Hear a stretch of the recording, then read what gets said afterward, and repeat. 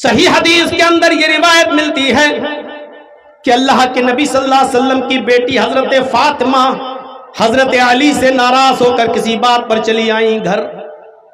میاں بیوی، علی شوہر ہیں، ہوتا ہی ہے میاں بیوی میں کبھی کبھی مزاج نہیں ملتے، کھٹک جاتی ہے بات.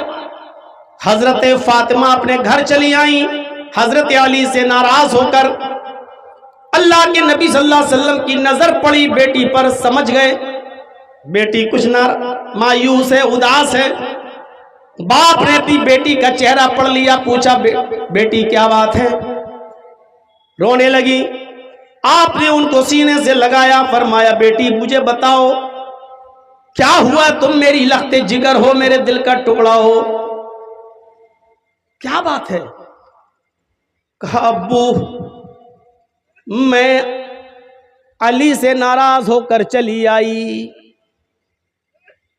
لیڈیز آئی ہیں نا، ماں بہنیں موجود ہیں نا جلسے میں، سنو. دن بھر فون کر کے اپنی لڑکیوں کو پہاڑے پڑھانے والی ہو، اپنے لڑکیوں کو شہ دینے والی ہو، ایسے گھر میں رہو.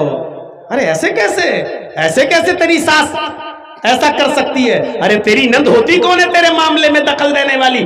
دن بھر موبائلوں پر اپنی بیٹیوں کو سبق پڑھانے والی ہو. سنو، اللہ کے نبی اپنی بیٹی سے کہہ رہے ہیں بیٹی کیوں؟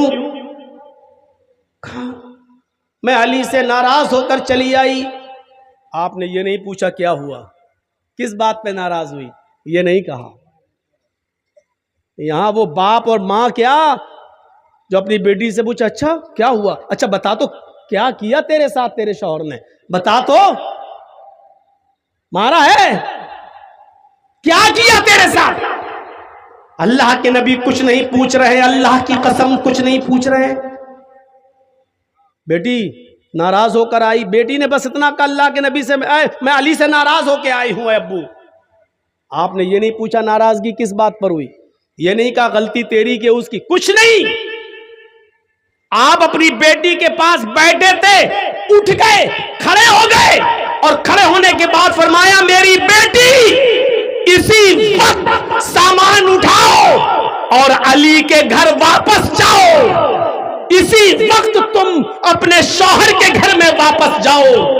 کہا ابو میں نہیں جاؤں گی.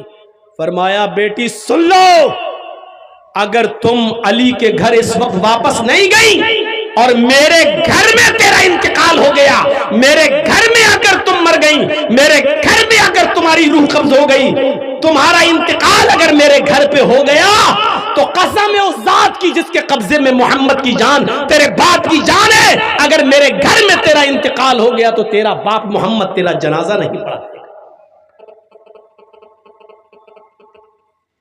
تیرا باپ محمد تیرا جنازہ نہیں پڑھائے گا. اسی وقت اٹھو اور چلی جاؤ. یہ ہوتے ہیں گھر بنانے کے طریقے. حجنے سن رہی ہیں نا، یہ گھر کی عورتیں زیادہ بگھیڑے کرتی ہیں، یہی گھر زیادہ بگڑواتی ہیں. سیریل دیکھ رہی ہیں نا، ساس بھی کبھی بہو تھی، پاکستانی ڈرامے گھروں میں دیکھے جا رہے ہیں، وہی چیزیں اپنے گھروں میں اپنی بیٹیوں کو ان کے سسرال میں جانے کے بعد بتائے جا رہے ہیں اور پڑھائے جا رہے ہیں. اللہ کے نبی نے فرمایا بیٹی اٹھو، اسی وقت جاؤ، اگر تمہارا انتقال ہو گیا میرے گھر میں تو یاد رکھنا محمد تمہارا جنازہ نہیں پڑھائے گا. اپنے شوہر سے ناراض ہو کر اگر بیٹی آئے اور انتقال کر جائے اور اس حال میں کہ شوہر اس سے ناراض ہو تو محمد رسول اللہ بھی اس کا جنازہ پڑھانے سے انکار کر رہے ہیں. جو عورتیں مر جاتی ہیں اپنے گھروں میں، اس حال میں مرتی ہیں کہ ان کے شوہر ان سے ناراض رہتے ہیں اور ناراضگی کی حالت میں مر جاتے ہیں. بتاؤ دنیا کے کس مولوی کو ایسی عورت کا جنازہ پڑھانا چاہیے؟ کیا ایسی عورتیں حق رکھتی ہیں کہ ان کا جنازہ پڑھایا جائے؟ کیا ادھیکار ہے؟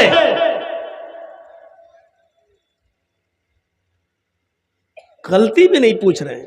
جاؤ پہلے گھر جاؤ، گھر پہنچو، میں آؤں گا, دونوں کی گفتگو سنوں گا, جس کی غلطی ہوگی اس کو سمجھا دوں گا, لیکن ابھی گھر جاؤ.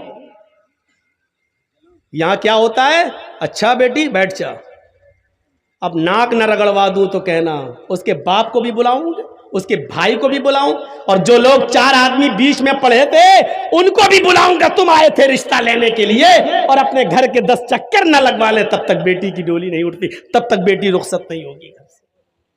شرم کرو بے غیرتو. لڑکیوں کے گھر اسی طریقے سے بگڑوائے جاتے ہیں, بیٹیوں کے گھر اسی طریقے سے بگڑوائے جاتے ہیں. ایمانداری کے ساتھ بتائیے, ایمانی رشتے سے جو ہمارے بھائی ہیں جنہوں نے کلمہ پڑھا, ان کے ساتھ ہمارا کیا سلوک ہونا چاہیے, کیا برتاؤ ہونا چاہیے, کیا معاملے ہونا چاہیے؟ اگر یہاں ہاتھ اٹھوائے جائیں آپ سے اور اسٹیج پر بیٹھے ہوئے سب سے, اگر ہاتھ اٹھوائے جائیں, بتاؤ ہے کوئی جو اپنے کسی مسلمان بھائی سے ایسا کوئی آدمی ہے جو ناراض نہ ہو, کسی سے اس کے تعلقات خراب نہ ہو, سب سے اس کی بول چال ہو, ایک آدمی بھی ایسا نہیں کہ جس سے اس کی رنجش ہو, دشمنی ہو؟ تو میں نہیں سمجھتا ہوں اس محفل میں کوئی ایک آدمی الا ماشاء اللہ جس کا ہاتھ اٹھے اور جو یہ کہہ سکے کہ میری کسی سے لڑائی نہیں ہے. اگر ہم اسٹیج پر بھی ہاتھ اٹھائیں تو اسٹیج پر بھی کوئی مولوی, خود مولوی جرجیس بھی ایسا نہیں نکلے گا میرے بھائیوں جو یہ کہہ سکے کہ میرا کسی سے کوئی لڑائی اور میری کسی سے کوئی دشمنی نہیں ہے. سب سے تعلقات ہونے کے باوجود ہم پھر بھی ایک کہنے پر مجبور ہو جائیں گے کہ اس سے دشمنی میں ضرور رکھتا ہوں جس نے مجھے جیل پہنچایا تھا. اس بات کا اعتراف کرنے میں مجھے کوئی برائی محسوس نہیں ہو رہی ہے. جو سچائی ہے وہ ہے. ہم بھی اس پیمانے میں پورے نہیں اتریں گے. اس حمام میں سب ننگے نظر آئیں گے. بہت آسان نہیں ہے کسی کی غلطی کو معاف کر دینا, بہت آسان نہیں ہے کسی بھائی کی غلطی کو معاف کر دینا. اور معاف کرنا یہ بہت بڑے دل گردے کا کام ہے. وہ حبار ابن اسود جس نے اونٹنی کو کچوکا لگایا اور حضرت زینب نیچے گر گئی, حمل تھا پیٹ میں, ساقط ہو گیا, حمل ضائع ہو گیا, اور اسی صدمے سے حضرت زینب انتقال کر گئی. اور جب مکہ فتح ہوا اور حبار ابن اسود سامنے آیا تو کہنے لگا کہ آپ نے سب کو معاف کیا, مجھے بھی معاف کر دو. آپ نے کہا تیرا جرم کیا ہے؟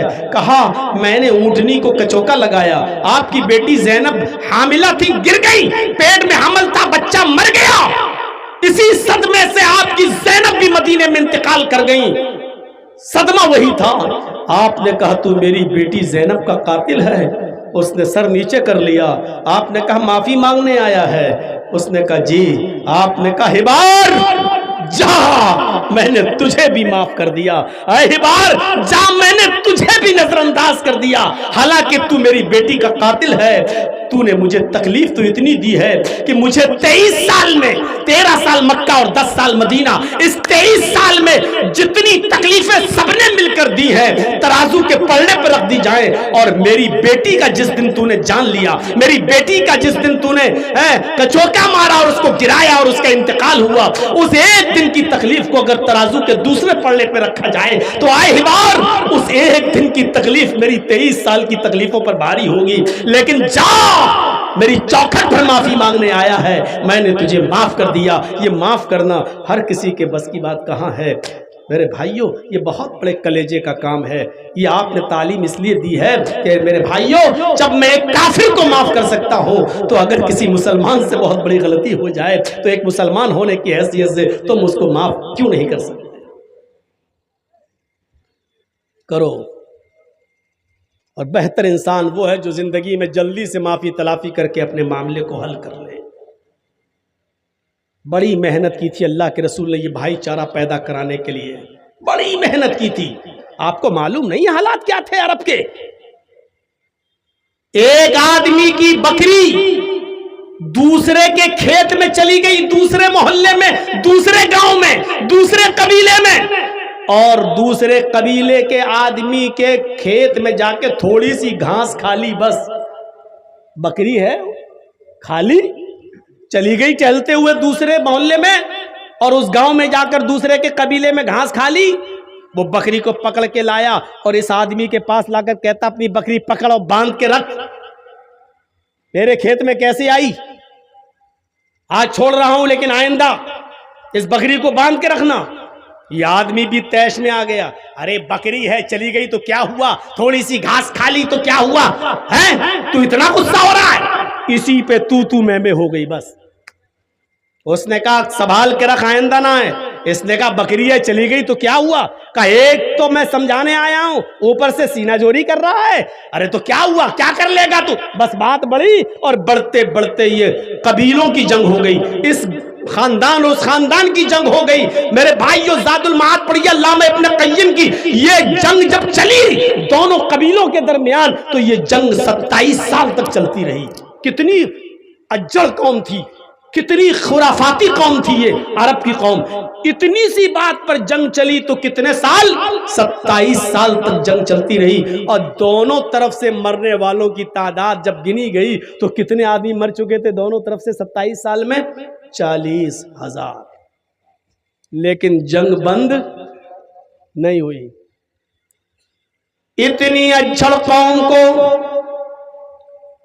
محمد رسول اللہ نے اپنے اعلیٰ اخلاق سے جب بھائی بھائی بنایا تو یہ حال پیدا ہو گیا. ایسی اجڑ اور ایسی خرافاتی قوم کے اندر جب بھائی چارہ پیدا کیا تو ایسا بھائی چارہ پیدا کر دیا کہ جنگ یرموک کے اندر 3 صحابی زخمی پڑے ہیں, اٹھنے کی طاقت نہیں ہے, لڑتے لڑتے زخمی ہو گئے. ایک صحابی پانی کا پیالہ لے کر ایک کے پاس جاتا ہے, اپنے بھائی کو اٹھاتا ہے, میرے بھائی پانی پی لو. جیسے ہی پانی کا پیالہ اس کے ہونٹوں تک جاتا ہے, دوسرا صحابی جو زخمی ہے وہ چیختے ہیں ارے تھوڑا سا پانی اگر بچ جائے تو مجھے بھی پلا دینا, میں بھی پیاسا ہوں. اس پیاسے صحابی نے, اس زخمی نے جب سنا کہ میرا بھائی جو زخمی پڑا ہے وہ بھی پیاسا ہے, اس نے پانی ہٹا دیا, پانی چھوڑ دیا, اپنے بھائی سے کہا اس بھائی کو زخمی کو پہلے پانی پلاؤ, شاید وہ مجھ سے بھی زیادہ پیاسا ہے.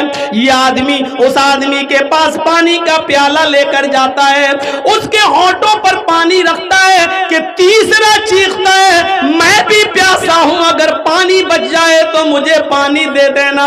اس دوسرے نے بھی ریفر کر دیا تیسرے کی طرف, وہ مجھ سے بھی زیادہ پیاسا نظر آتا ہے, میں نہیں پیوں گا, اس کو پلا دو. یہ آدمی اس تیسرے کے پاس جاتا ہے, اس کو زمین سے اٹھا کر اپنے سینے سے لگاتا ہے, پانی کا برتن اس کے ہونٹ تک لے جاتا ہے, لیکن دیکھتا ہے کہ اس کی جان جعفری کے سپرد ہو گئی. یہ آدمی انتقال کر گیا. اس نے اس آدمی کو زمین پر لٹایا, لوٹ کر دوسرے کے پاس آیا, کیا دیکھتا ہے کہ دوسرا بھی اب پانی پینے کی پوزیشن میں نہیں ہے. وہ لوٹ کر پھر پہلے کے پاس آیا جہاں سے پانی پلانا شروع کرنا چاہتا تھا. جب وہ لوٹ کر پہلے کے پاس آیا تو کیا دیکھتا ہے کہ پہلا آدمی بھی اپنی جان جعفری کے سپرد کر چکا, وہ بھی انتقال کر گئے, وہ بھی شہید. میرے پیارے ساتھیوں, ابھی تینوں پیاسے تھے, تینوں پانی مانگ رہے تھے. اس نے کہا اس کو پلاؤ, وہ مجھ سے زیادہ پیاسا. اس کو پلانے گئے, اس نے کہا اس کو پلاؤ, وہ مجھ سے زیادہ پیاسا. اس کے پاس پہنچے تو اس کا انتقال, دوسرے کے پاس آیا تو دیکھا دوسرا بھی انتقال کر گیا. پھر پہلے کے پاس آیا تو پہلا بھی انتقال کر گیا. جو قوم بکری کے گھاس کھا لینے کی وجہ سے 27 سال تک لڑتی ہو, اس قوم کی حیوانیت اور جانوریت کو مٹا کر اللہ کے نبی نے ایسا بھائی بھائی بنا دیا کہ جو لوگ 40 ہزار آدمیوں کے مرنے کے بعد بھی جنگ بند نہیں کرتے تھے, وہ ایک دوسرے کے لیے اپنی جان دینے والے بن گئے, ایک دوسرے کے لیے اپنی جان نچھاور کرنے والے بن گئے. اسی منظر کو قرآن نے یوں بیان کیا, وَذُكُرُوا نِعْمَةَ اللَّهِ عَلَيْكُمْ اِذْ كُنْتُمْ أَعْدَاءً فَأَلَّفَ بَيْنَ قُلُوبِكُمْ فَأَصْبَحْتُمْ بِنِعْمَتِهِ إِخْوَانًا.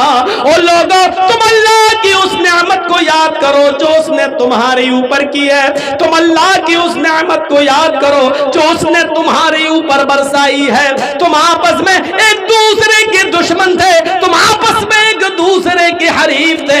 फ़अल्लफ़ बैन क़ुलूबिकुम, अल्लाह ने तुम्हारे दिलों में मोहब्बत पैदा कर दी। फ़अस्बहतुम बिनिअमतिही इख़वाना, तो तुम मेरी नेमत मुहम्मद रसूलुल्लाह की तालीम की वजह से फ़अल्लफ़ बैन क़ुलूबिकुम फ़अस्बहतुम बिनिअमतिही इख़वाना, आपस में भाई भाई हो गए। एक दूसरे के दुश्मन थे तुम जानो के, अब एक दूसरे के लिए तुम अपनी जान देने वाले बन गए। ये भाईचारा होता है। बताओ, पूरे आपके इस इलाके में, भगैया में, बिशनपुर में और मंडरो और आपका ये चले जाइए खुर्द मनियान और पूरा इलाका साहिबगंज का, और एक आदमी मुझे ऐसा बताओ, एक आदमी ऐसा बताओ, 10 साल पुराना रिकॉर्ड उठाकर बताओ, 20 साल पुराना रिकॉर्ड उठाकर बताओ कि एक मुसलमान ने किसी दूसरे मुसलमान के लिए अपनी जान दी हो। किसी एक मुसलमान ने दूसरे के लिए अपनी जान निछावर की हो, ऐसा कोई एक मिसाल पेश करके दिखाओ। ऐसा बना दिया अल्लाह के नबी जनाब मोहम्मद रसूलुल्लाह। वज़्कुरू निअमतल्लाहि अलैकुम इज़ कुंतुम आदान, याद करो अल्लाह की उस नेमत को जो उसने तुम्हारे ऊपर की है। तुम आपस में एक दूसरे के दुश्मन थे, इज़ कुंतुम आदान, एक दूसरे के दुश्मन थे तुम, खून के प्यासे थे तुम। फ़अल्लफ़ बैन क़ुलूबिकुम, अल्लाह ने तुम्हारे दिलों में मोहब्बत डाल दी।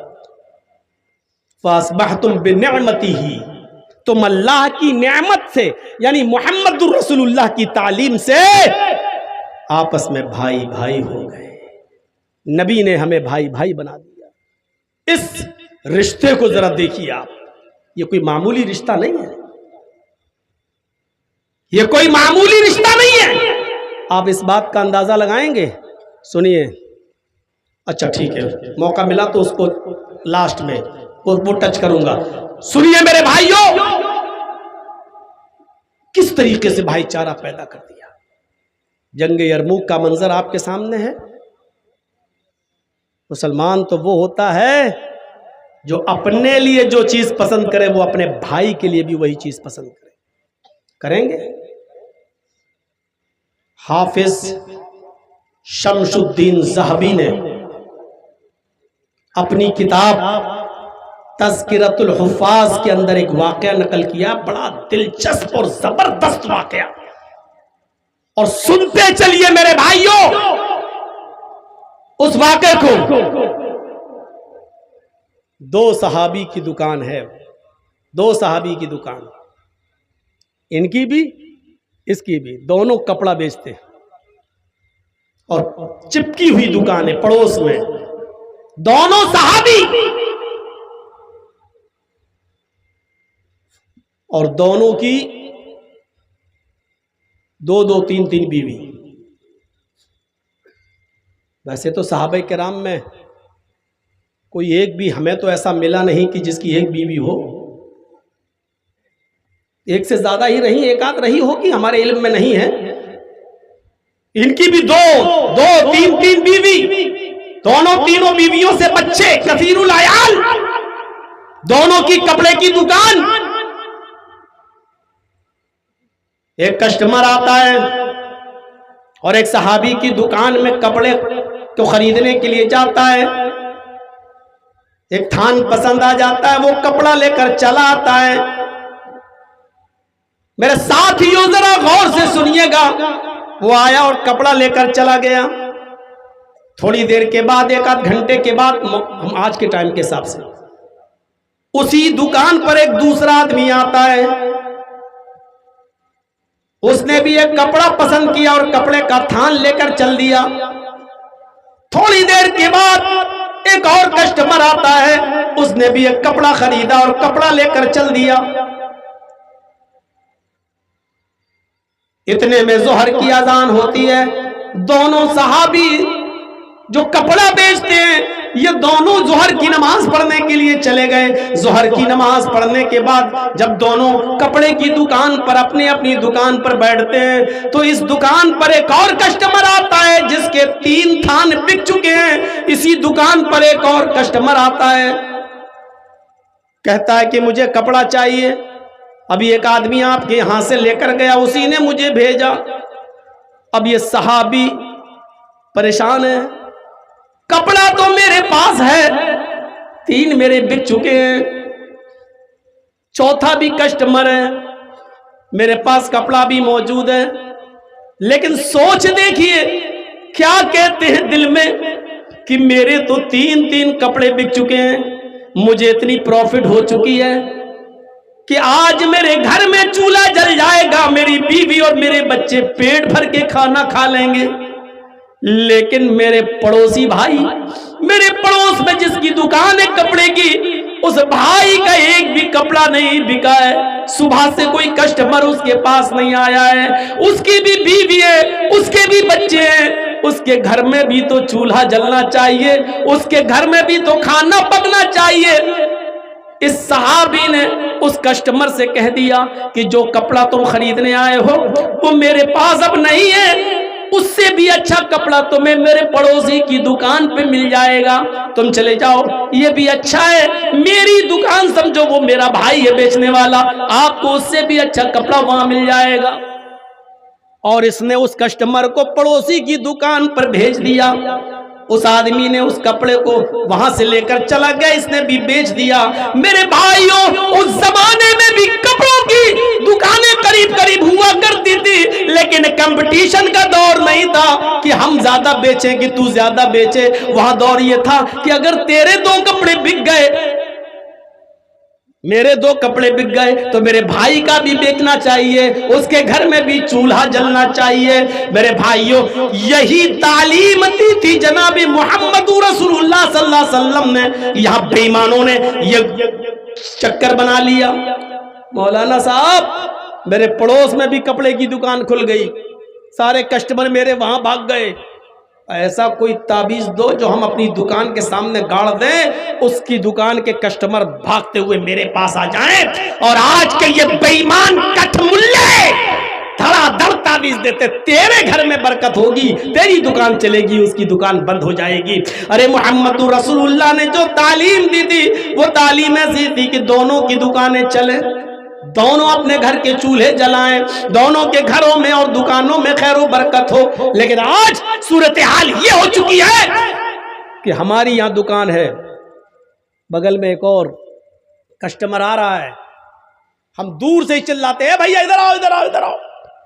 کبھی آپ نے دیکھا ہوگا گوشت کی دکانیں, چکن کی دکانیں, بڑے کے گوشت کی دکانیں لائن سے لگی ہوئی ہیں, اور مچھلی وچھلی بک رہی ہے بازار میں, تو آپ دیکھیں گے ایک آدمی ادھر آئیے ادھر آئیے, ارے اٹھ کے بھاگتا بھی, یہ پکڑ کے ارے لائیے ہم آپ کو دیتے ہیں. ارے آپ کو ایسا گوشت دیں گے آپ یاد کریں گے, پھر ہماری دکان سے ہی آپ ہمیشہ خریدیں گے.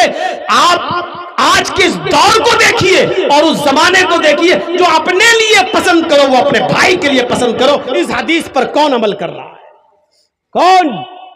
اور ماشاءاللہ ہے مسلمان. ابھی کل جمعہ ہے نا, خیر میں تو جا رہا ہوں وہاں پڑھانے کے لیے گڈا میں لل مٹیا.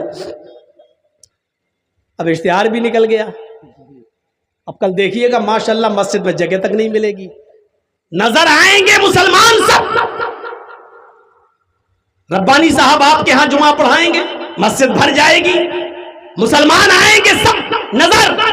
لیکن پوچھو مسلمان تو وہ ہے جو اپنے لیے پسند کرو وہ دوسرے کے لیے بھی, اپنے بھائی کے لیے بھی وہی پسند کرتا ہے. اللہ کے رسول نے مسلمان کی تعریف تو یہ کی ہے کہ المسلم من سلم المسلمون من لسانی و یدی, مسلمان وہ ہے کہ جس کی زبان سے اور جس کے ہاتھ سے دوسرے مسلمان کو تکلیف نہ ہو. کیا ہم مسلمان ہیں؟ ہماری زبان سے اور ہمارے ہاتھ سے کیا مسلمان محفوظ رہتا ہے؟ ہماری زبان سے اور ہمارے ہاتھ سے کتنے مسلمان محفوظ ہیں؟ ہم اندازہ لگائیں. ظلم کا حال تو پوچھو مت. کتنے امیر لوگ ایسے ہوں گے جنہوں نے اپنے پڑوسیوں کی 1 میٹر 1 گج 1 فٹ زمین داب لی ہوگی, کیونکہ ان کا معاملہ بگڑ رہا تھا اور وہ بیچارہ غریب آدمی کیس بھی نہیں کر سکتا, اور پنچایت بھی بیٹھی تو سارے گاؤں والے مل کر اسی امیر آدمی کا ساتھ دینے لگے, کیونکہ غریب آدمی کی طرف سے کون بولے گا؟ میرے بھائیوں, کتنا بڑا ظلم آج, کیا یہی اسلام سکھلاتا ہے؟ یہی علامہ ذہبی کی ایک کتاب ہے جس کا نام ہے الکبائر. किताब उल कबायर अल्लामा ज़हाबी की, अल्लामा ज़हाबी ने अपनी किताब अल कबायर के अंदर एक वाक़या नकल किया है, एक जालिम का एक बेचारा गरीब आदमी दरिया के किनारे मछली पकड़ रहा था और मछली पकड़ते पकड़ते एक बड़ी मछली उसके हाथ में आ गई। वो खुश था, आज मेरे 8 बच्चे घर में बैठ के खाना खाएंगे, इस मछली से सबका पेट भर जाएगा, मेरी बीवी भी आज पेट भर के खाना खाएगी, मेरे बच्चे भी पेट भर के खाना खाएंगे। ये गरीब आदमी बेचारा बहुत मजबूर हो, गरीब आदमी, बेबस आदमी उस मछली को लेकर अपने घर की तरफ जा रहा है। रास्ते में एक अमीर, एक दौलतमंद आदमी, एक सोर्सफुल आदमी, बड़ा आदमी, उसकी नजर इसकी मछली पर पड़ गई। उसने सोचा इसकी मछली छीन ली जाए तो आज हम अपने दोस्तों को दावत करके खिलाएंगे, आज हमारे दोस्त बहुत खुश होंगे। इस आदमी ने उस गरीब आदमी से कहा मछली मुझे दे दे। इसने कहा साहब बड़ी मेहनत से पकड़ी है, मेरे बच्चे भूखे हैं वो खाएंगे। उसने कहा दे रहा है या नहीं दे रहा है, जबरदस्ती छीनने लगा। इस आदमी ने कहा अगर आपको मछली की इतनी जरूरत है तो ले लीजिए, लेकिन इसकी कुछ कीमत दे दीजिए ताकि मैं कुछ और अपने बच्चों को पकाकर खिला सकूं, मेरे घर में चूल्हा जल सके और मेरे बच्चे कुछ खा सके। इस जालिम ने कहा चुप, मछली दे, कुछ नहीं मिलेगा तुझे, ये मछली मुझे दे। वो जबरदस्ती उस मछली को छीनने लगा, लेकिन चूंकि इसके सामने इसके बच्चों की भूख थी, ये मछली देना नहीं चाह रहा था। जब छीना तो इसने उसके हाथ को मुंह में रख लिया ऐसे, मजलूम ने, और उसका अंगूठा, उस जालिम का अंगूठा इस मजलूम के मुंह में आ गया ऐसे। इसने सोचा काट लूं ताकि ये छोड़ दे मछली। उसने काटा, लेकिन वो ताकतवर था, उसने झटक लिया और मछली छीन ली और इस गरीब आदमी से मछली छीन कर जाने लगा। लेकिन थोड़ा सा दर्द हुआ उसके काटने का। यह आदमी चीखता रहा कि देखो इस मछली के अलावा मेरे बच्चों के पास खाने के लिए कुछ नहीं है, अल्लाह के वास्ते ये मछली दे दे या उसकी कोई कीमत दे दे। ये हंसते हुए जाने लगा, कहने लगा चल जा हट। ये बार बार देखता रहा, उस वक्त तक देखता रहा जब तक वो जालिम आदमी इस आदमी की नजरों से ओझल नहीं हो गया। जब वो आदमी उसकी आंखों से छिप गया और मछली लेकर गायब हो गया, इस मजलूम आदमी ने नजरें आसमान पे डाली और इसने बड़बड़ाते हुए कुछ होंठ हिला दिया, कुछ बड़बड़ा दिया, होंठ हिला दिया। ये जालिम आदमी मछली पकाता है, अपने दोस्तों को खिलाता है और खाने के बाद सब बिस्तर पे अपने अपने घरों पे सोने के लिए चले जाते हैं। रात का अंधेरा है, रात की तारीकी है। इस आदमी के अंगूठे में दर्द शुरू होता है। ये जालिम आदमी पैसे वाला आदमी था, भागता हुआ किसी तबीब के पास गया। तबीब ने कहा दर्द हो रहा है कि हाँ, कुछ लेप था, लगा दिया गया। उस जमाने में जो इलाज चलता था, लेप लगा दिया, कहा ठीक है सुबह तक दर्द बंद हो जाएगा। सुबह देखता है कि वो अंगूठा और पूरी तरीके से पक चुका है। ये तबीब को दिखाने के लिए गया, कहा साहब बजाय सही होने के और पक रहा है। हकीम ने, तबीब ने कहा इसमें तो जहर फैल रहा है, तुम्हारा ये अंगूठा काटा जाएगा, अगर अंगूठा काटा ना गया तो ये जहर पूरे हाथ तक फैल जाएगा। उसने 2-4 हकीमों को दिखाया, सबने यही कहा कि जहर अंगूठे में भर चुका है, इस अंगूठे को कटवा दो। बिल आखिर 5 दिन के बाद उसने अपने अंगूठे को कटवा दिया, लेकिन जहर इन्फेक्शन था जो खत्म होने का नाम नहीं लिया। जैसे कैंसर में कभी कभी ऐसा होता है कि अगर ऑपरेशन कर दिया जाए तो ऑपरेशन के बाद फिर और जल्दी कैंसर पूरे जिस्म में फैल जाता है। ये अंगूठा कट तो गया, लेकिन ये इन्फेक्शन फैलते फैलते 15 दिन के अंदर पूरी कलाई तक पहुंच गया। तबीब को दिखाया ये क्या हो रहा है। तबीब ने कहा कि जहर तुम्हारी कलाई तक आ गया, ये कलाई काटी जाएगी। बिल आखिर उसने कलाई भी कटवा दी। कुछ दिनों के बाद फिर इन्फेक्शन फैलते फैलते फैलते फैलते कोहनी तक आ गया। तबीब ने बताया कि तुम्हारी कोहनी काटी जाएगी, वो कोहनी भी कटवा चुका। इन्फेक्शन फैलते फैलते फिर बाजू तक आ गया। 3 महीने 4 महीने का अरसा गुजर चुका। ये कहता तबीब साहब गौर से देखो आखिर हो क्या रहा मेरे साथ। तबीब ने उसके बाजू को देखा और कहा बाजू तो मैं काट दूंगा, लेकिन तुम्हारी बीमारी इस स्टेज पर पहुंच चुकी है कि अब मेरे पास उसका इलाज नहीं है। मेरा तिब्बी इल्म यहीं पर खत्म हो जाता है।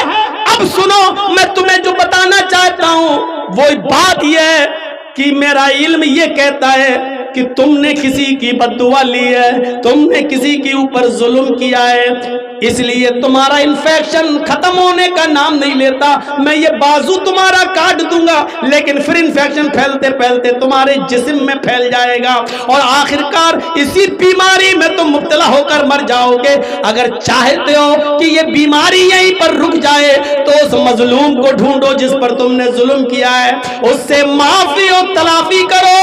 अगर वो तुम्हें माफ कर दे तो अल्लाह भी तुम्हें माफ कर देगा और ये बीमारी तुम्हारी यहीं पर रुक सकती है। ये आदमी गौर करने लगा कि मैंने किसके ऊपर जुल्म किया।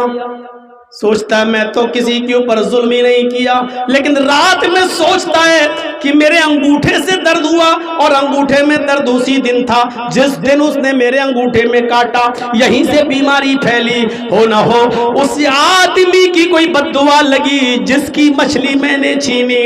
उस आदमी को वो सुबह के ढूंढने लगता है, ढूंढने में उसको 15 दिन का समय लगता है। 15 दिन के बाद वो उस आदमी को ढूंढ ही लेता है, मजलूम को, और कहता है कि अस्सलाम वालेकुम। उसने जवाब दिया।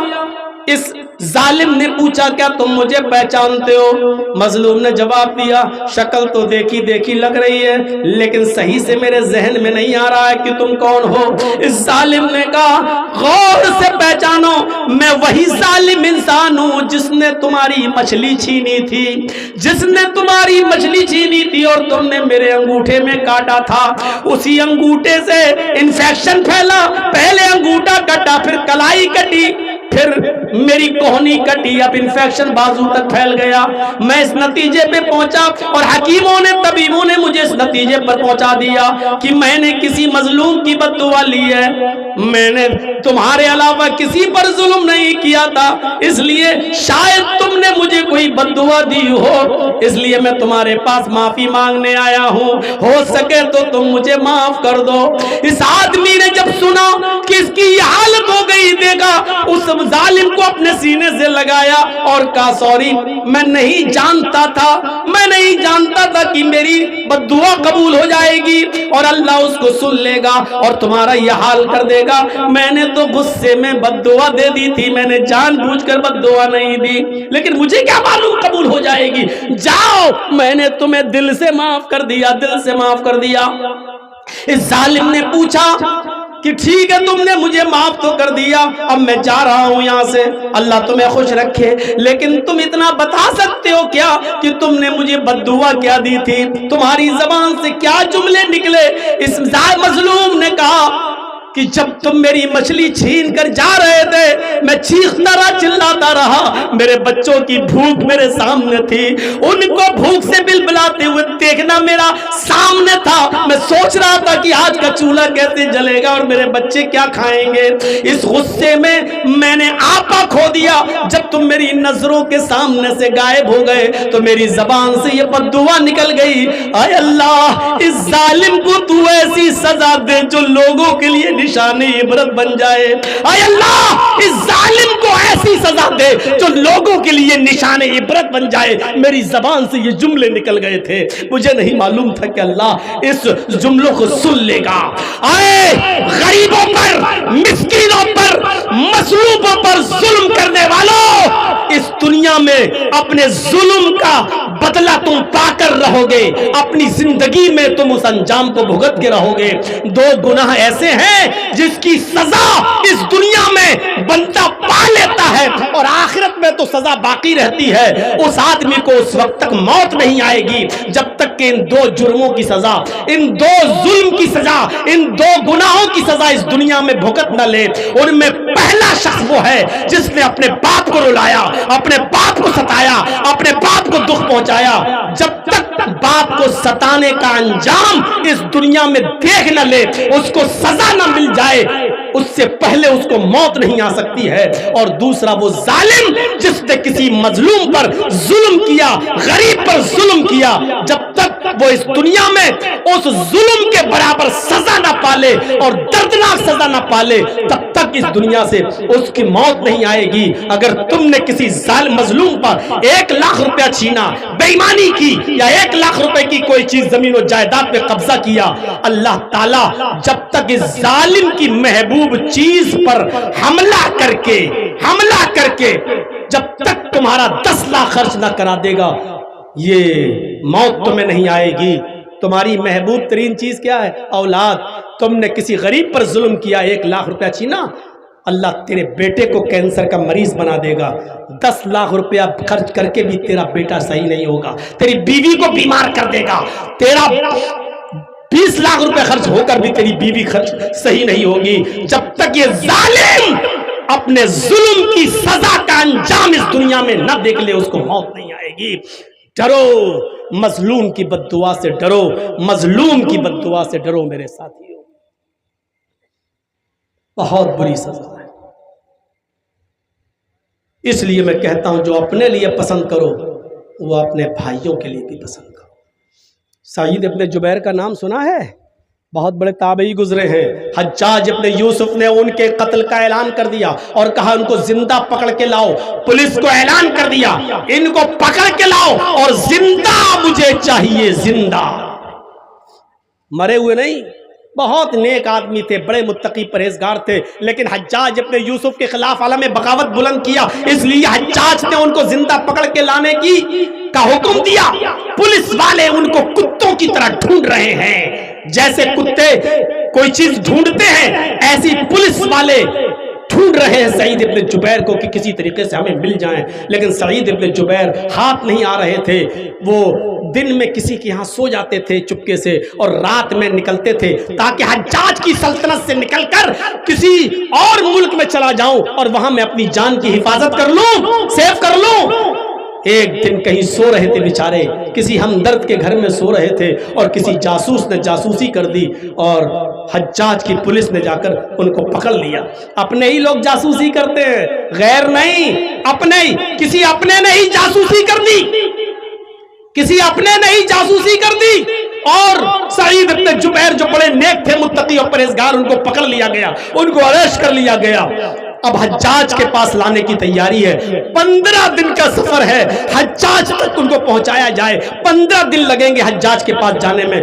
سعید ابن جبیر راستے میں جب بھی نماز کا وقت ہوتا نماز پڑھتے اور نفلی روزہ رکھتے، کیونکہ سعید ابن جبیر کو معلوم تھا کہ میرا انجام کیا ہوگا، حجاج کے سامنے لایا جاؤں گا اور حجاج مجھے قتل کر دے گا، قتل کروا دے گا۔ اس لیے وہ دن میں روزے رکھتے تھے نفلی اور رات میں وہ نماز پڑھا کرتے تھے، عبادت کرتے تھے۔ پولیس والوں نے جب دیکھا، 2 پولیس والے جب دیکھتے ہیں کہ یہ بیچارے بڑے نیک ہیں، متقی ہیں، پرہیزگار ہیں، ان کا حسن سلوک بہت اچھا ہے، اخلاق بہت اچھا ہے، دن میں روزہ رکھتے ہیں، نماز کے وقت نماز پڑھتے ہیں اور جب میں ان سے کہوں چلنے کے لیے تو چل دیتے ہیں۔ پولیس والے ان کے اخلاق سے بڑے متاثر ہوئے۔ 4-5 دن کے بعد پولیس والوں نے آپس میں صلاح کی، دیکھو ہم حجاج کو، ہم سعید ابن جبیر کو حجاج کے سامنے جب پیش کریں گے تو حجاج ان کو ایک ہی سزا دے گا، اپنی آنکھوں کے سامنے جلاد سے قتل کروا دے گا۔ یہ بیچارے بڑے نیک آدمی ہیں، ہم کسی نیک آدمی کا گناہ اپنے سر پر کیوں لیں؟ ایسا کرتے ہیں کہ ہم دونوں مل کر سعید کو چھوڑ دیتے ہیں بیچارے کو، اور حجاج سے یہ کہہ دیں گے کہ بہت ڈھونڈنے کے بعد بھی ہمیں سعید ابن جبیر نہیں ملے۔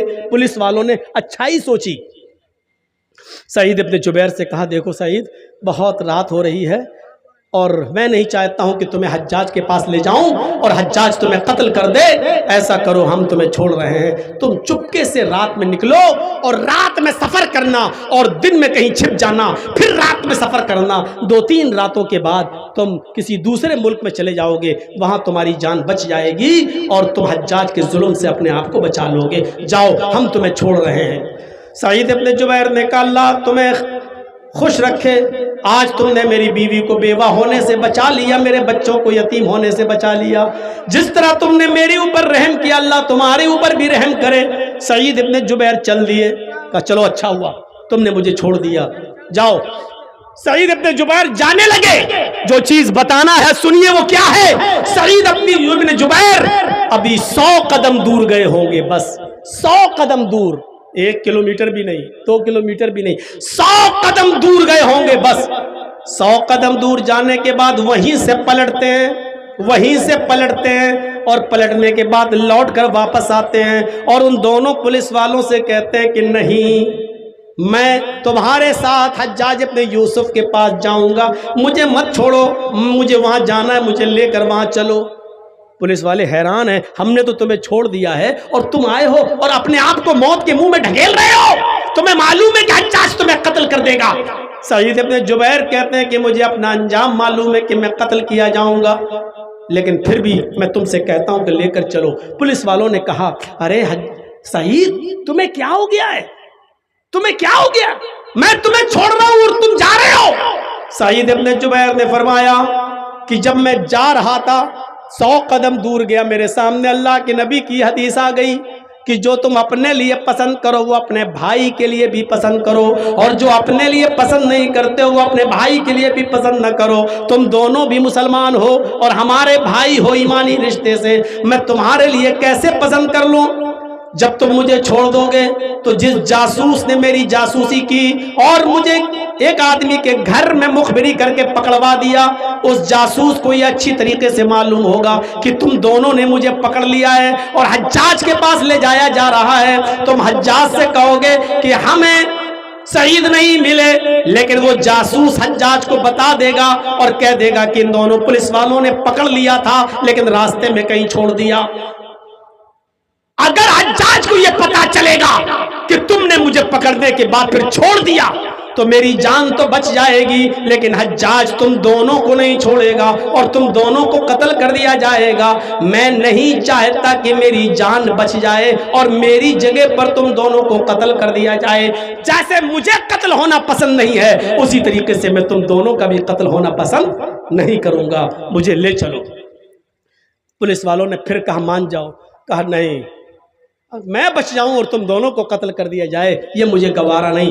بہرحال پولیس والے مجبور ہو گئے اور سعید ابن جبیر کو لے کر آئے اور حجاج کے سامنے پیش کر دیا۔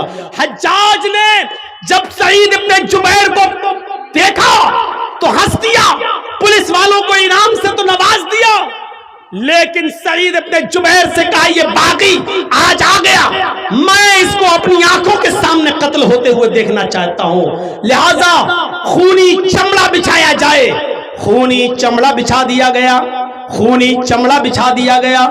اس خونی چمڑے کے بعد حجاج ابن یوسف نے پیچھے سے سعید ابن جبیر کے ہاتھ بندھوا دیے، ان کو گھٹنوں کے بل زمین کے اوپر بٹھا دیا اور جلاد کو حکم دیا کہ میری آنکھوں کے سامنے ان کی گردن پر تلوار چلاؤ اور ان کی گردن تن سے جدا کر دو۔ حجاج کا حکم ہوتے ہی جلاد نے ایک تلوار سعید ابن جبیر کی گردن پر ماری اور جس چیز کا خطرہ تھا وہی ہوا، سعید ابن جبیر کی گردن ایک ہی وار میں تن سے جدا کر دی گئی، سعید ابن جبیر کو قتل کر دیا گیا۔ پورا واقعہ بتانے کا مقصد یہ ہے کہ سعید ابن جبیر نے اپنے آپ کو قتل کروا لیا، لیکن اپنے آپ کو بچانے کے چکر میں ان پولیس والوں کو نہیں پھنسوایا، ان کو موت کے منہ میں نہیں ڈھکیلا۔ مسلمان وہ ہوتا ہے جو اپنے آپ کو بچا کر دوسروں کو نہیں پھنسواتا ہے، مسلمان وہ ہوتا ہے جو چیز اپنے لیے پسند کرتا ہے وہی دوسروں کے لیے بھی پسند کرتا ہے، اور جو اپنے لیے پسند نہیں کرتا وہ دوسروں کے لیے بھی پسند نہیں کرتا۔ میرے بھائیو، انما المؤمنون اخوہ، سارے مسلمان جتنے بھی مومن ہیں، جتنے بھی مسلمان ہیں پورے ورلڈ میں، پوری دنیا میں جو کلمہ پڑھ چکے ہیں، اسلام لا چکے ہیں، اخوہ، سب بھائی۔ کتنا چھوٹا سا جملہ اللہ کے نبی صلی اللہ علیہ وسلم، قرآن نے اللہ تبارک و تعالیٰ نے پیش کیا، انما المؤمنون اخوہ، سب جتنے مسلمان ہیں سب بھائی ہیں۔ اب کوئی یہ نہ سوچے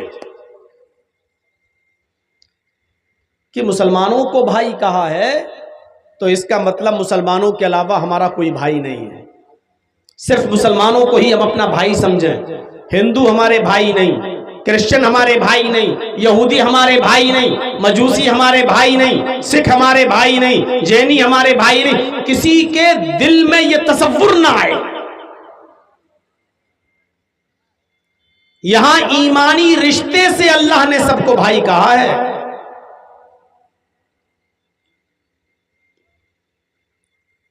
مومنوں کو، لیکن انسانی رشتے سے سب کو بھائی کہا ہے. دو رشتے ہیں، ایک ایمانی رشتہ اور ایک انسانی رشتہ. ایمانی رشتے سے صرف مسلمان ہمارے بھائی ہیں اور انسانی رشتے سے ساری دنیا کے لوگ ہمارے بھائی ہیں. ساری انسانیت جتنے بھی ہندو، مسلم، سکھ، عیسائی، کرسچن، مجوسی، سکھ جو بھی ہے اس دنیا میں سب بھائی ہیں. اس کی دلیل کیا ہے؟ اللہ رب العالمین نے قرآن کریم کے اندر دوسری جگہ ارشاد فرمایا، یا ایھا الناس انا خلقناکم من ذکر و انثی وجعلناکم شعوبا وقبائل لتعارفوا ان اکرمکم عند اللہ اتقاکم.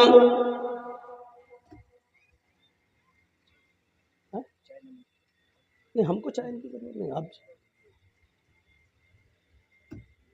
یا ایھا الناس انا خلقناکم من ذکر و انثی، آئے ساری دنیا کے انسانوں، سمپورن جگت کی مانو ذاتی، ہائے دنیا کے لوگوں، ہم نے تم کو ایک مرد اور ایک عورت سے پیدا کیا ہے. انا خلقناکم من ذکر و انثی،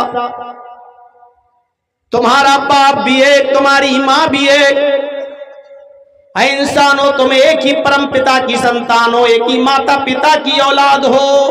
یہاں اللہ نے ساری دنیا کے انسانوں کو کہا کہ تم سب ایک ہی باپ کے اور ایک ہی ماں کے بیٹے ہو. اب قرآن کی دو آیتیں میرے آپ کے سامنے رکھ دی. پہلی کیا ہے؟ انما المؤمنون اخوہ. یہاں اللہ نے ساری دنیا کے مسلمانوں کو بھائی کہا ہے.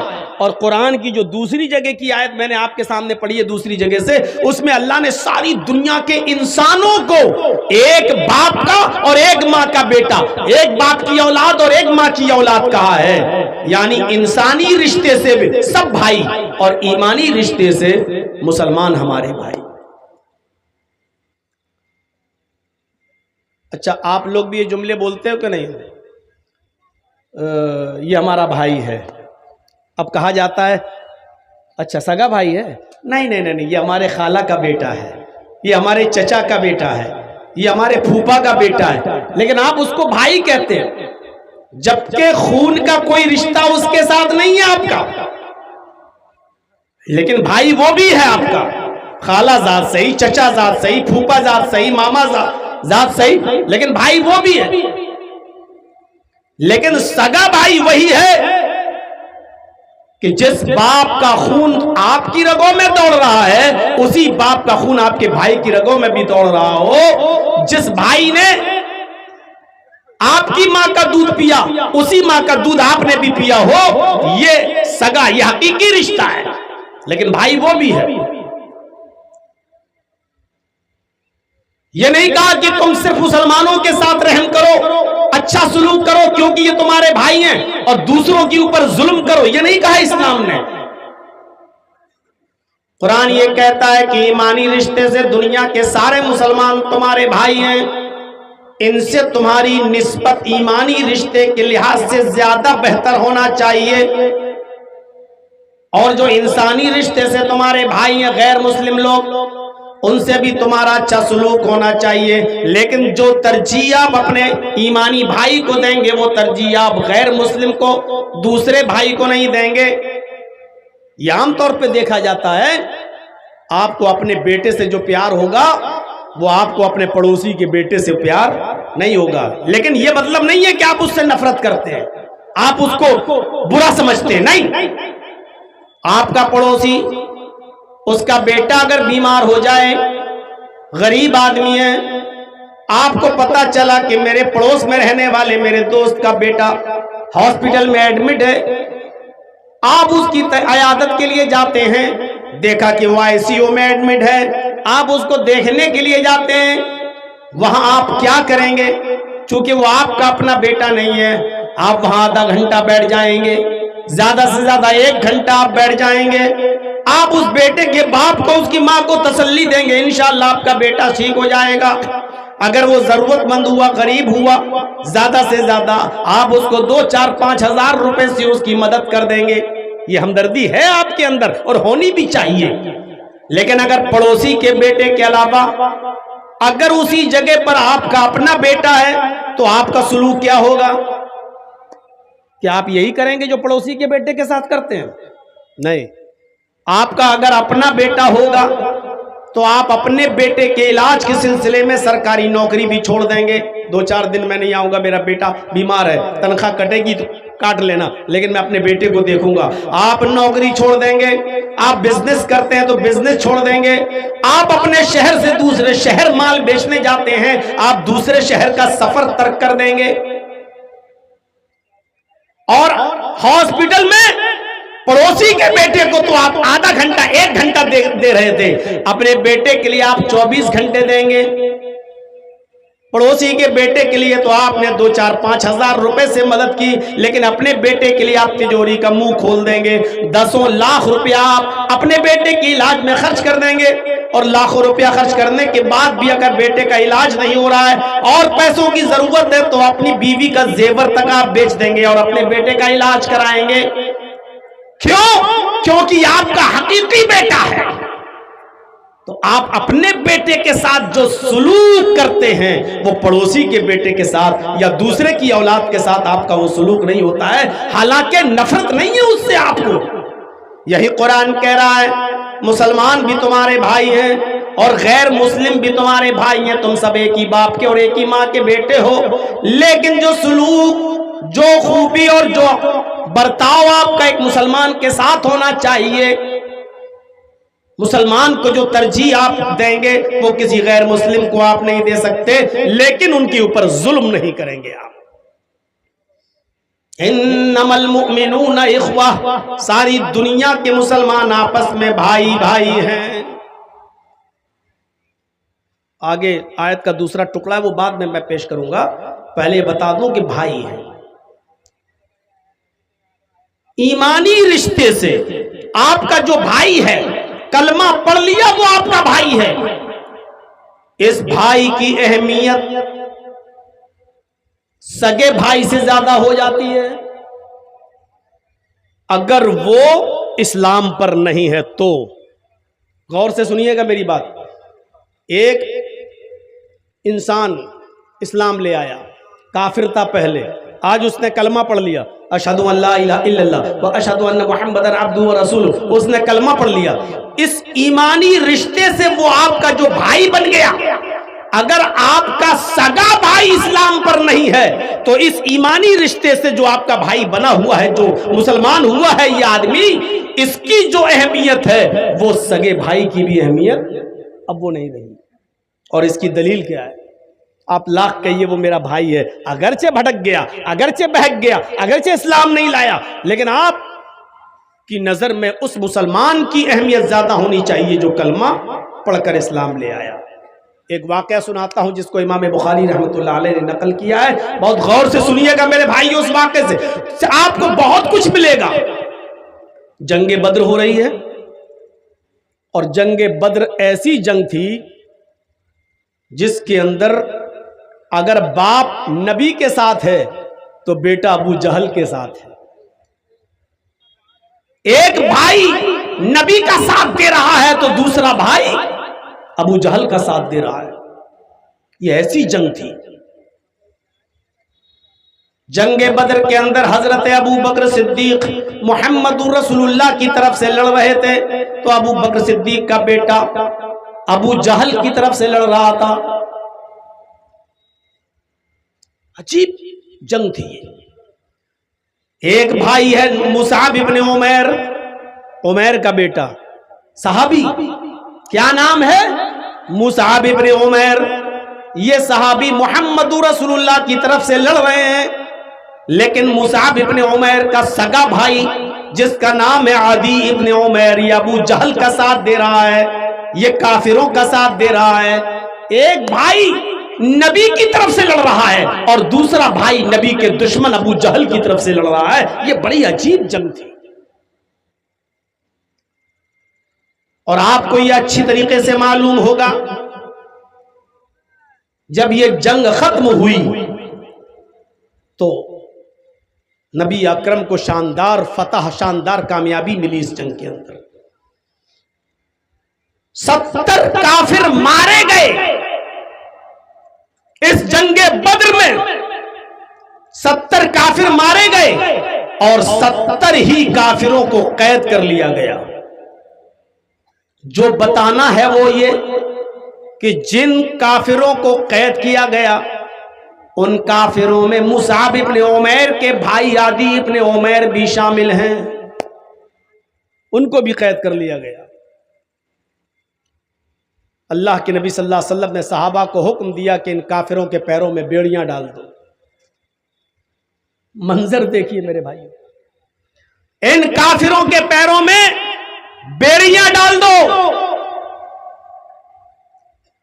صحابہ کرام ان کافروں کے پیروں میں بیڑیاں ڈالنے لگے تاکہ یہ رات میں بھاگ نہ جائیں۔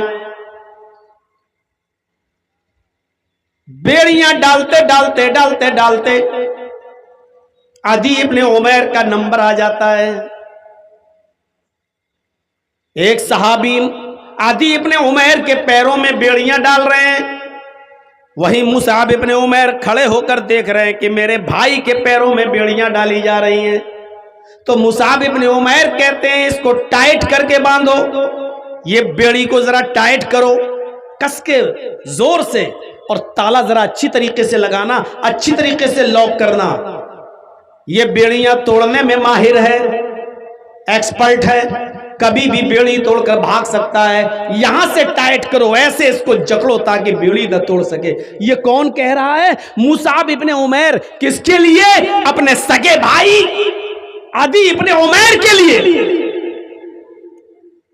عدی ابن عمیر نے دیکھا یہ تو بڑا گڑبڑ کر رہا ہے میرا بھائی، میرے بارے میں کہہ رہا بیڑیاں یہاں سے ٹائٹ کرو، یہاں سے ٹائٹ کرو۔ اگر اس نے اپنی مرضی سے ٹائٹ کروا دیا تو میں تو بھاگ ہی نہیں پاؤں گا۔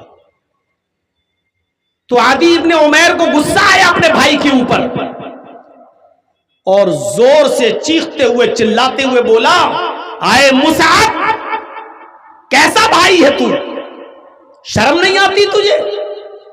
عدی اپنے بھائی کو مخاطب کر کے کہتا ہے کہ آئے مصعب، کیسا بھائی ہے تو؟ شرم نہیں آتی تجھے؟ تو میرے بارے میں کہتا کہ بیڑی یہاں سے ٹائٹ کرو، یہاں سے کس لو، یہاں سے لاک کر دو تاکہ یہ بھاگ نہ سکے اور بیڑی توڑ نہ سکے۔ تو اپنے بھائی کے لیے یہ بات کہہ رہا ہے؟ کیسا بھائی ہے؟ شرم آنی چاہیے تجھے۔ مصعب ابن عمیر نے جب یہ سنا کہ مجھے للکارتے ہوئے کہہ رہا ہے کہ کیسا بھائی ہے، تو مصعب ابن عمیر نے بھی للکارتے ہوئے کہا، خاموش، چپ، کیسا بھائی؟ کون بھائی؟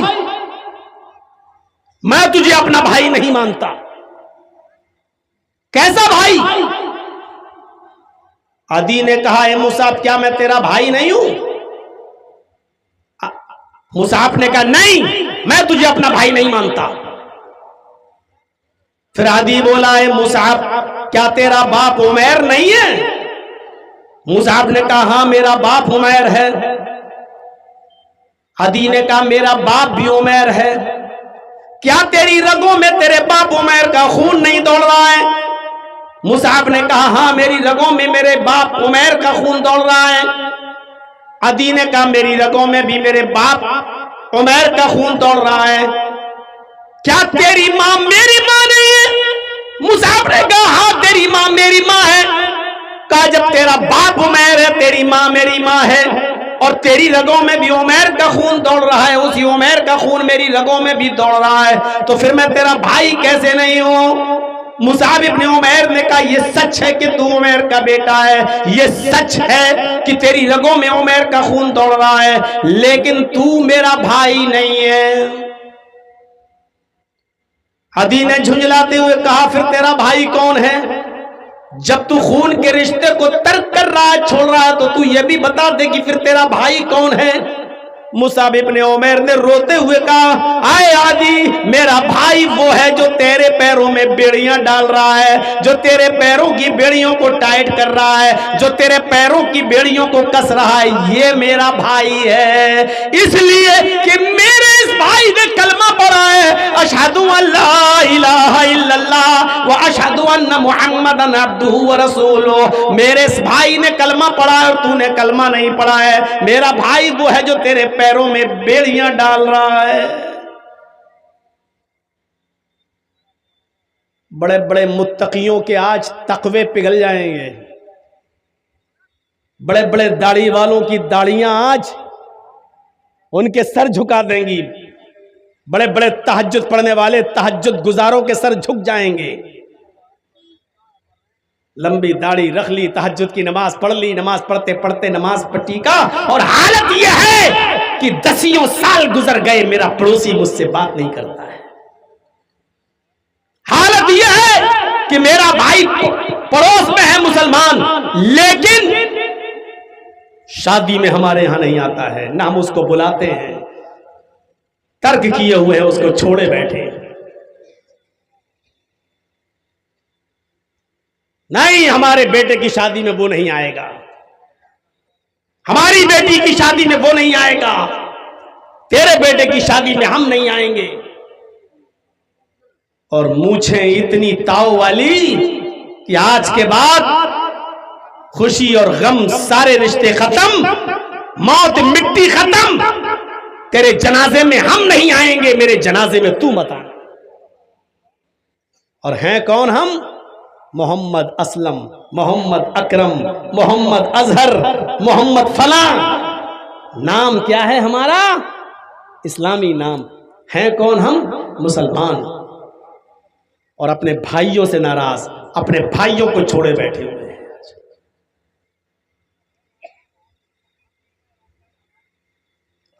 اسی لیے وہ حدیث میں نے شروع میں پڑھی تھی، اگر کوئی مسلمان اپنے کسی مسلمان بھائی سے 3 دن سے زیادہ ناراض رہتا ہے، 3 دن سے زیادہ بات چیت نہیں کرتا ہے، 3 دن سے زیادہ چھوڑے رہتا ہے، تو اس کی کوئی فرض، کوئی سنت، کوئی نفل اللہ رب العالمین کے یہاں قبول نہیں، کوئی روزہ اللہ کے یہاں قبول نہیں۔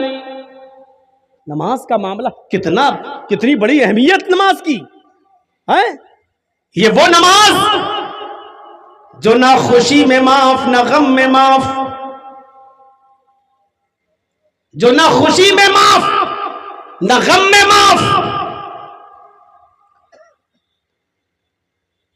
8 لڑکیوں کے بعد اللہ نے آپ کو ایک لڑکا دیا ہے، کتنی بڑی خوشی ملی آپ کو، مارے جشن منا رہے ہیں ماشاءاللہ آج میرے گھر میں بیٹا پیدا ہوا۔ ارے 6-7 لڑکیوں کے بعد اللہ نے آج لڑکا دیا ہے، آپ خوش ہیں کہ آج بیٹا ہوا؟ اسی وقت آواز آتی ہے حی علی الصلاۃ، اس خوشی میں اتنے مدہوش مت ہو جاؤ، نماز کا وقت ہے، تمہیں اس خوشی میں بھی نماز پڑھنا ہے۔ 6-7 بیٹیوں کے بعد اللہ نے ایک بیٹا دیا ہے، بیٹا جوانی کی دہلیز پر قدم رکھ چکا ہے، اس کی شادی کے لیے لڑکی دیکھ رہے ہیں آپ، اچانک آپ کے بیٹے کا ایکسیڈنٹ ہوتا ہے، 7 لڑکیوں کے بعد ایک لڑکا ملا، جوان ہو چکا ہے، اس کا رشتہ لگ چکا ہے، لیکن آج ایکسیڈنٹ ہو گیا، وہ مر گیا ہے۔ اب غور کرو، ایک ہی بیٹا تھا 7 بیٹیوں کے بعد، آج وہ لڑکا بھی آپ کے سامنے مرا پڑا ہے ایکسیڈنٹ میں، اس کی باڈی رکھی ہوئی ہے، آپ کی آنکھوں میں آنسو ہیں، آپ کے اوپر قیامت پہاڑ بن کر ٹوٹی ہوئی ہے، غم کا پہاڑ آپ کے اوپر ٹوٹا ہوا ہے، اور اس موقع پر آواز آتی ہے حی علی الصلاۃ، آپ کو غم برداشت کرتے ہوئے اس موقع پر بھی آپ کو نماز پڑھنے کے لیے جانا ہے۔ اس سے اندازہ لگا سکتے ہیں آپ نماز کا مقام کیا ہے، اللہ کو کتنی پیاری ہے یہ نماز، جو خوشی میں بھی معاف نہیں، غم میں بھی معاف نہیں، بیماری میں بھی معاف نہیں۔ کھڑے ہو کر پڑھو، طبیعت خراب ہے، کھڑے ہونے کی طاقت نہیں ہے تو بیٹھ کر پڑھو، بیٹھ کر پڑھنے کی طاقت نہیں ہے کروٹ سے پڑھو، کروٹ سے پڑھنے کی طاقت نہیں ہے تو آنکھ کے اشارے سے پڑھو، آنکھ کے اشارے سے پڑھنے کی طاقت نہیں ہے تو ہونٹ ہلا کر پڑھو، لیکن آپ کو ہر حال میں نماز پڑھنا ہے۔ اتنی پیاری ہے اللہ کی نظر میں یہ محبوب نماز کہ اللہ اس کو کسی بھی کنڈیشن میں اللہ نے اس کو معاف نہیں کیا ہے، لیکن یہ نماز بھی آپ کی قبول نہیں ہوگی، اتنی بڑی عبادت بھی آپ کی قبول نہیں ہوگی اگر آپ کا مسلمان بھائی آپ سے 3 دن سے زیادہ ناراض ہے۔